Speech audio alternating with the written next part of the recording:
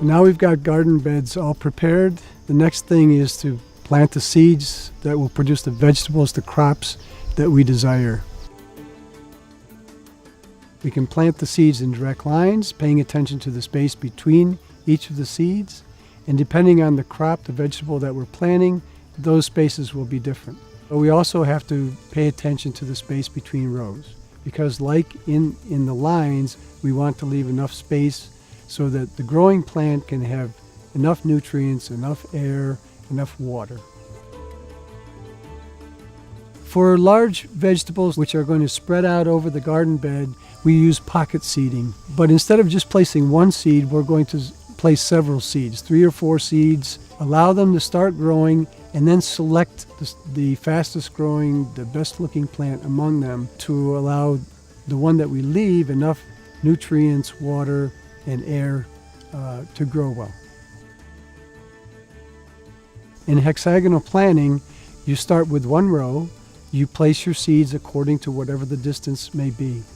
But when you start the second row, you actually stagger the planting of the seeds. So between 2 seeds in one row, you would plant 1 seed in the row next to it. If we do hexagonal or triangular, we go like this.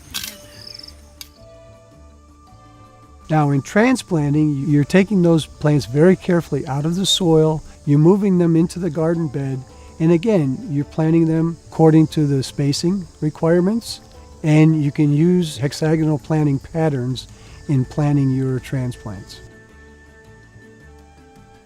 To help maintain the soil humidity, we use mulch. Mulch is organic matter. Oftentimes it's crop residue from crops that we've harvested previously. It could be dried grass. A good mulch would be what we call green manure or the leaves of leguminous trees. You put the organic matter, the mulch, around the seedlings, between the seedlings, and mulching also helps avoid weed growth. By the end of the sessions, each volunteer should have a garden bed well prepared with seeds that have been direct seeded or transplants.